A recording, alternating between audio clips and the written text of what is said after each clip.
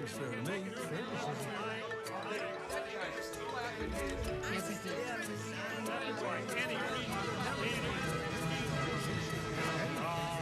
if you don't know what fair is, you can't make it unacceptable by any reasonable standard.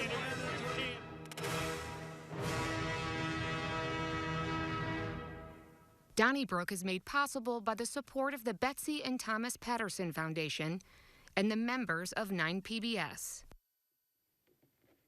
Well, it's a somber Thursday in St. Louis after the incident and tragedy on the CVPA campus on Monday. We're going to discuss that and some other topics as well tonight on Donnybrook. We'll start off with Wendy Wiese. How are you doing this week? Doing well, thank you.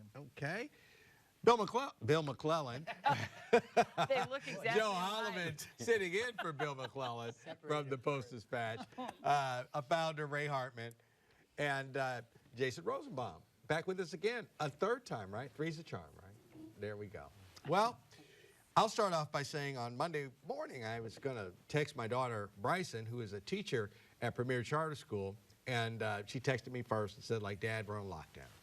And I had not heard yet, and I'm immediately like, what's going on? So I immediately go to the phone, go to, TV, and her school is less than a mile from CVPA, and it just brought it home in that it's always someplace else. But this time, not only was it here, it was within a mile of where my daughter was teaching, and she's, locked down with preschool kids, and it just brought a sadness to my heart. And she was safe, and by that time, I think it was pretty sure that she was safe.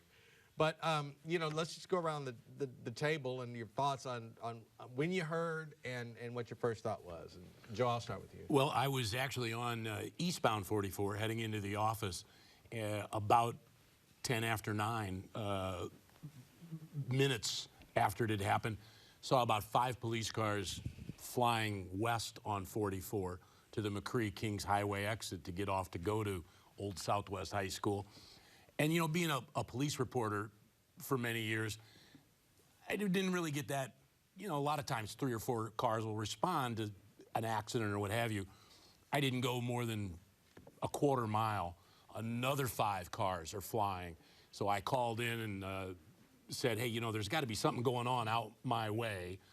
And I called our police reporter, heard the same thing, was already in her car heading to the scene. So by the time I got downtown, we had 2 reporters there right behind the police. And, when I heard what I didn't hear until I got in the office that it was a school shooting. And I guess I had that same thing of what happened here, and you always think, well, it couldn't happen here, and it could. Yeah. So. Jason, you guys have been on the story since pretty much as soon as it started. Yeah, I was actually on Cherokee Street leaving the Mud House after meeting with Dutch public television reporters. They were in town to do something on Missouri's abortion law, and I looked at my phone and saw that there had been a shooting. And what it brought to mind is, as a 38-year-old, an older millennial, Columbine happened when I was in high school. 9/11 happened when I was in high school. The Iraq War happened when I was in college. The financial collapse happened in 2008. And then there's been these other horrific school shootings in Texas and in Florida. And this really brought home that these sort of events that seem very far away but still affect you can happen very close to you and can affect people that you talk to every day. And I think that all of these tragedies have happened throughout a lot of millennials' timelines, and there is a risk of being desensitized to all of this horrific violence and tragedy. And I think this really brings into focus that these types of things are real, and they're not just things you see on a television. Wendy?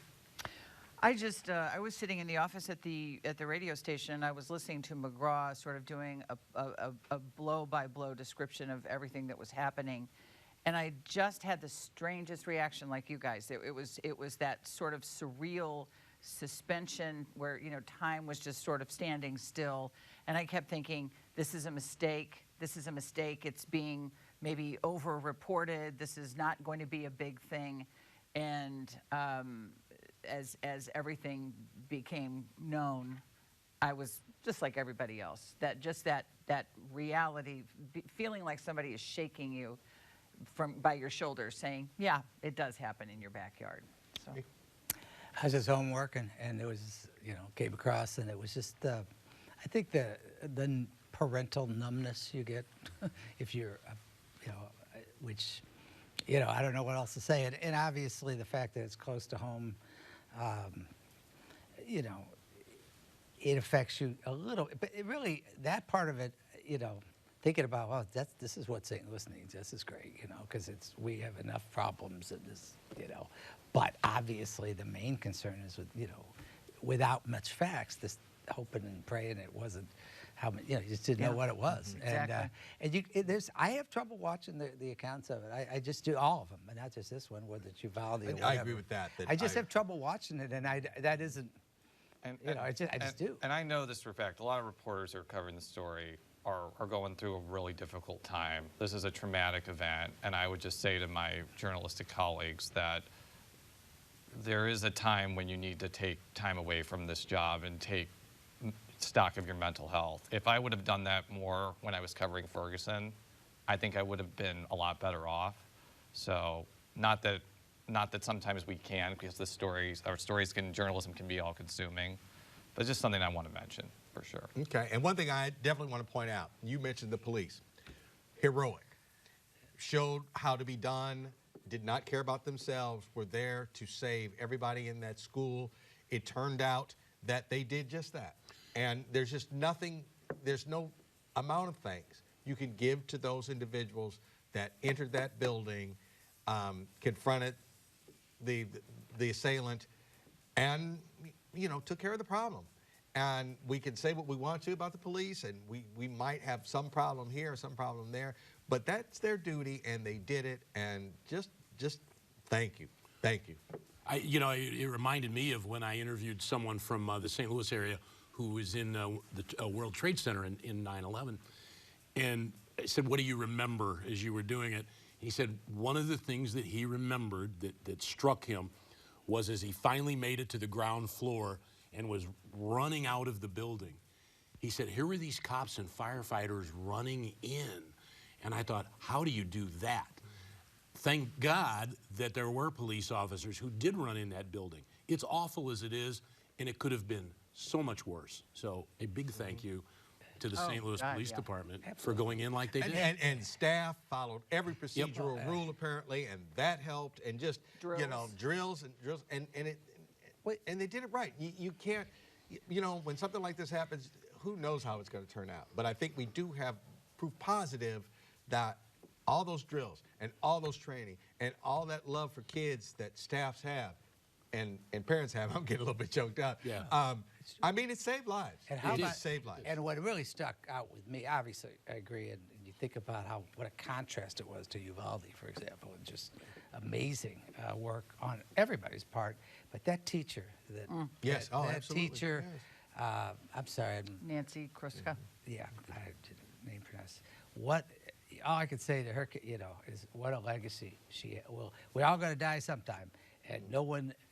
I can't imagine anybody dying with more heroism and glory than that woman. But I need to just point this out. I agree with everything what you're saying, but there are still 2 people dead. Well, yes. There were a number of people injured. Right. There are a lot of people traumatized under this situation, and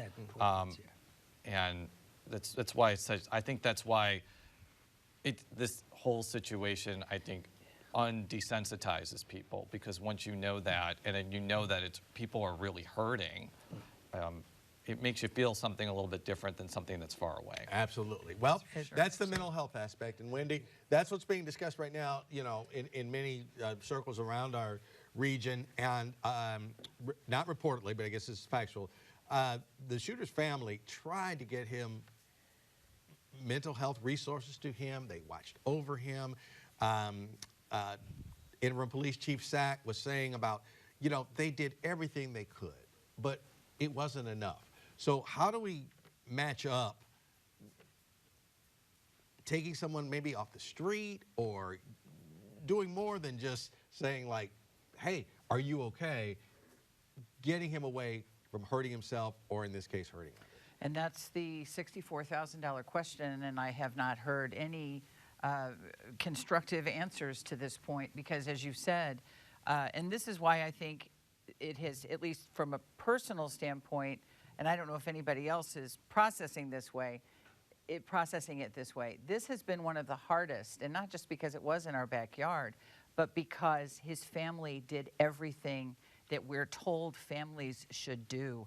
The security guards, there were 7 security guards on scene, which I've always believed would be the deterrent of all deterrents, and it wasn't. And that, you know, the police department in that one of their many press conferences this week, you know, they were quoted as saying that sometimes that's just not enough.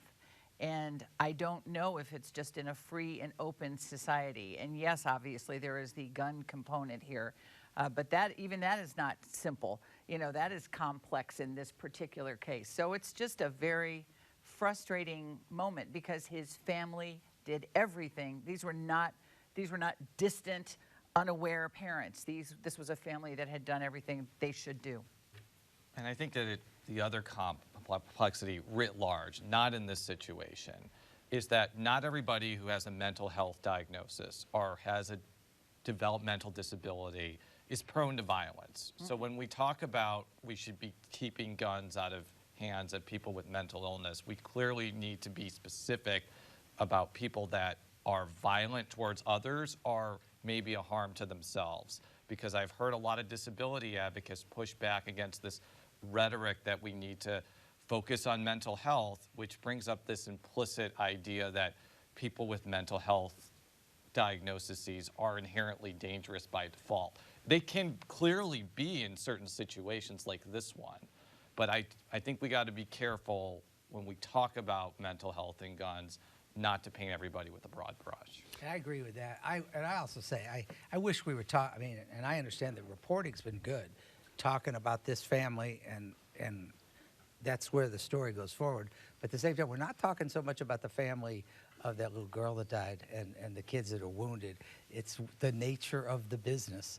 And they really deserve, we're talking about the heroes at the beginning, but we're also talking about the victims. And I don't think we were able to do it. I happen to be one of the people that thinks you can talk about the guns after this, and I don't think it's politicizing it, and I don't think it's too soon, because if it's not then, now, then, and I do think it is worth, and even people trying to keep it nonpartisan have made, including the acting police chief, made reference to we need to not have military weapons on the street. So I think we could talk about it, but I do think that you're right about the family. I mean, this isn't about. Just imagine if it was different. If the family hadn't done these things, then people would be talking about their culpability. Yeah, well, and both have been profiled. I think you all did a profile on the young lady that was killed, and others. So people are reaching out to them, right. And I'm easy for me to say I commend families because I think I would do the same. I hope I'm never, ever, ever in that position, but I would want people to know right. the story behind the person, and that's part of it as well. Unfortunately, a gun was part of it too, and part of the story is the family did not want this individual to have a gun. They contacted the police. The gun was taken from him, given to a family member or friend or someone. The gun ended back in his possession. Not here to argue either way on that, but what do we do kind of with guns and also ammunition? How do you get 600 rounds of ammunition, multiple clips? Is there anything that can be done without making it a political issue, Joe? Yeah, I believe there is. But I think, and it's sort of going back to something that Ray said about not being partisan about it, because I think that's exactly what we need is a bipartisan, nonpartisan view. But what happens is in that first week after something like this happens, everybody makes a whole lot of sense. And then it divides into partisan. And so one side will only talk about guns, or the other side will only talk about mental health. And it falls on these maddeningly predictable lines to where everybody has their pet project, for the lack of a better word. So it's got to be all about guns, or it's all about the mental health, or it's all about this. And no, what there is when you have problems like this, and I've said it on this show before, it's never just one thing. There's always a whole variety of factors that have contributed to this situation. And, you know, the idea, let's say with guns. Guns have always been available in the United States. And we say, well, assault weapons. Well, if you go back to the University of Texas back in the 60s, it was a hunting rifle.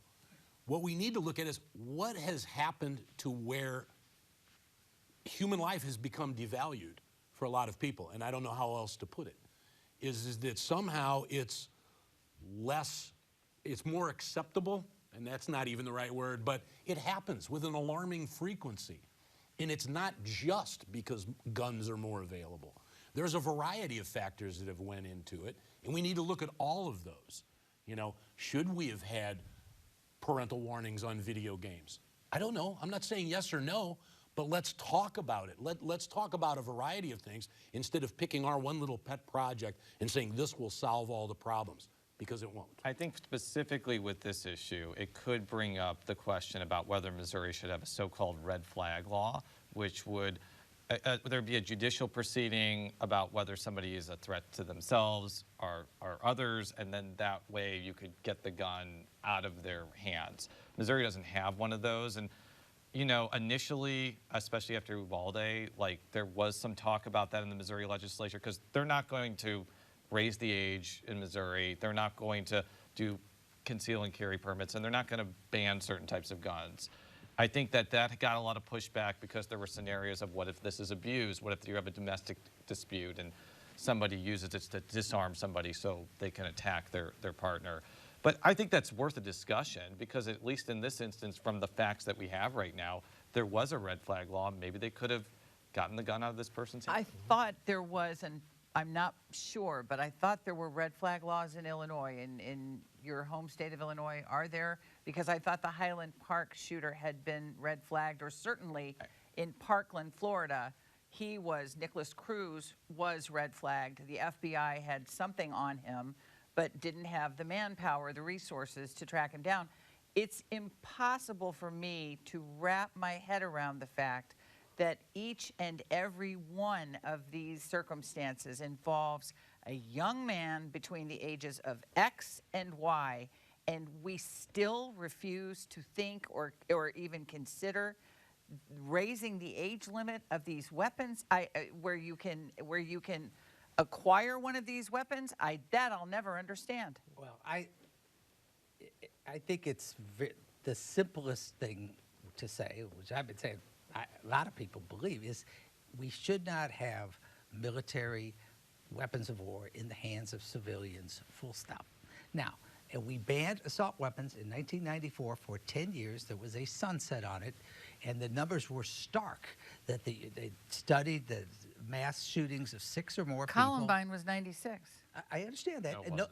It was like 1999. 99, but the point is, we banned assault weapons, and there was a dramatic drop-off in shootings of 6 or over more people during that 10-year period, and a giant spike of them afterwards. Okay, so that's, and by the way, it's not going to solve all crime. It's a way of dealing. And to Joe's point, and I hate to agree with you, but it is very complex. But what isn't complex is something as simple as that can be discussed, and it should not be incumbent on people that are trying to come up with solutions to come up with one that's going to fix every problem. In other words, I think a red flag law might have helped here, but it really doesn't matter whether, and I happen to be for them, but it's not an issue of whether they would have stopped this one. It's a question of whether we want to have, and I believe in a Second Amendment right to possess arms, but the question is, it's not unlimited.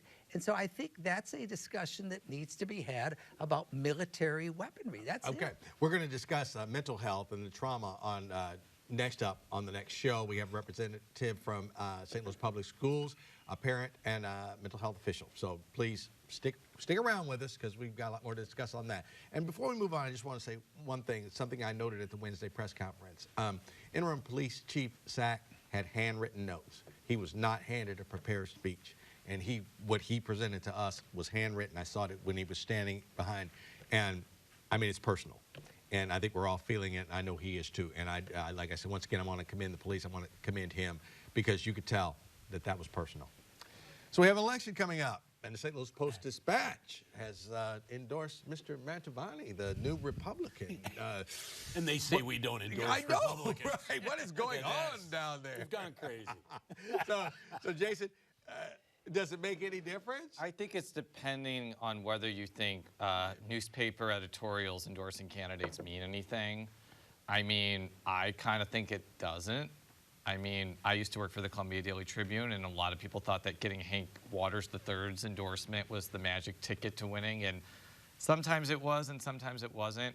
I think that really this race is going to come down to whether Mantovani can convince enough Democrats to vote for him. He did run twice as a Democrat and now is a Republican after Catherine Pinner stepped aside. St. Louis County is 60% Democratic now, and I guess it's going to, I guess this may possibly help, but I don't know if it changes the fundamental barrier that Mantovani has. We'll have to see. Maybe he'll prove me wrong. I think it is better than not getting it, basically. And generally, and this has actually gone back a long ways, newspaper endorsements are most significant based on how well the candidate who gets it uses it. Mm-hmm. So generally speaking, if Mantovani takes the Post ad and others, whatever's support, and whether it's the black police officers support him and other things, if he takes those kinds of endorsements, including the Post ad, and targets it to the right folks, I think that can help him.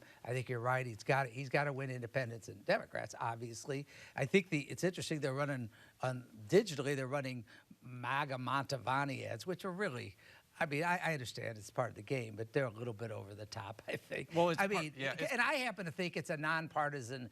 They all ought to be nonpartisan. I don't think any of these should be a partisan election. But that's part and parcel with every county executive election. Yeah, I guess. They always use national or state issues to attack another candidate, and they're playing on people's ignorance of what county government does. Right. It's nonpartisan. And I mean, sometimes it's partisan, I think that actually the county executive's office is actually important, actually has like an actual impact on people's lives, probably more than a state legislator, arguably.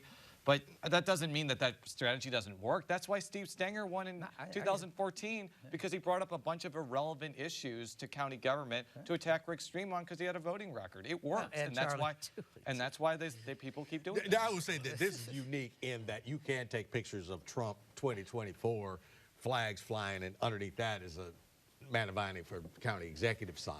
You don't. If you didn't know anything about it, you'd say like, well, that's a MAGA person. But I mean, it is a physical thing you can see, not just a hey, let's talk about it. Well, one thing is I always tell people that the endorsements, candidates who get endorsed find our endorsements very valuable. Candidates who we don't endorse think we don't know what we're talking about. Yeah. So I also think, and I agree that the county has certainly switched from Republican to Democrat, but also let's take into consideration that Stenger's Stream race was very close, very close. Since then, the Republicans have had Charles Berry as the candidate. Paul Berry. Paul Berry, excuse me. Charles was Chuck, yeah. I believe they're related, though. Well, I think they are. They claimed it is, but so I'm not sure he was as viable of a candidate as Mark Mantovani is. I'm not predicting. I'm not putting out a prediction.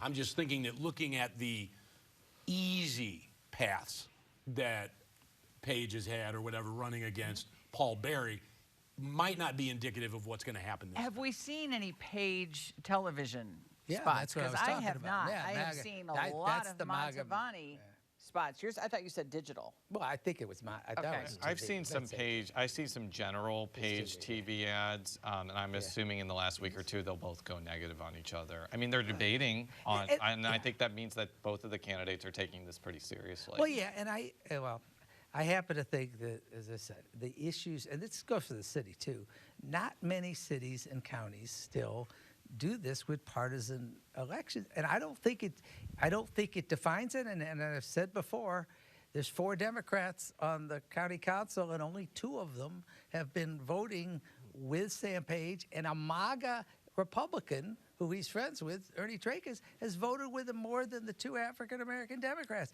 I mean, it's just not, if you want to look at it that way, you can't, it's an irrational I mean, it's an election, Ray, and people do what they're going to do. Half the stuff that comes in the mail, so like, come on now, really, for real? It's irrational. All right, real quick, Eric Schmitt, 25 lawsuits in 20 months. Joe, good use of Missouri taxpayer money? No. Bad use?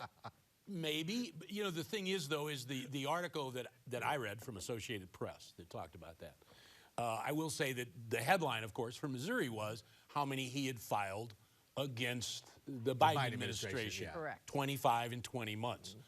I will give credit to the Associated Press writer who pointed out that during the Trump years, the New York State Attorney General filed 109 lawsuits against the Trump administration. I think what we see is what I find so disheartening about politics. It has become nothing but a partisan roller derby. And so now we can expect that if you have a Republican in the White House, you're going to have Democratic attorney generals filing suits. 109 in 48 months. And then if you have a Republican, like Eric Schmitt, and a Democrat in the White House, you're going to have them filing suits. And it's Joe's sad all the way across Joe's the board. right, but there's one other thing. The Agape School. That's the In one Kansas City. In Kansas Outside City, of where the Kansas kids City. were being. That's the one that he should have been. I mean, I agree with you. It's the way they do it now. It's wrong. But the one he was could have done it, and he disagreed with the local prosecutors. He bailed. He asked out of the case because it didn't have a MAGA theme to it. So that's what's so disappointing about this. And you're right. It's the way it's done. He's been a little bit over the top as an insurrectionist, but the fact is, it's sad. It really is. Okay, I will end it on this before we move on. Just real quick, if you are out there and you feel like you need to talk to somebody, reach out and talk to somebody. Every place online, every place that's been covering this story this week has places where you can contact. One place is dial 988, and as the city health director said, somebody will be on their way to help you out. So don't be afraid and don't be bashful. You can write to us at Donnybrook, care of 9 PBS. 3655 Olive Street, St. Louis, Missouri, 63108. Donnybrook at 9pbs.org. Or send an email, send a tweet to hashtag DonnybrookSTL. Our comment line, 314-512-9094. And you can catch us on a podcast, Apple, Spotify, Google Play, and TuneIn. Thank you, Jason Rosenbaum, Joe Holleman, not Bill McClellan, for sitting in. And we will be discussing mental health and trauma when we come back. That will be Ray and I. Thank you for tuning in. Prayers to everybody involved. Once again, thank you to the police, and may we have a safe week upcoming. Thanks so much for watching. Donnybrook is made possible by the support of the Betsy and Thomas Patterson Foundation and the members of 9PBS.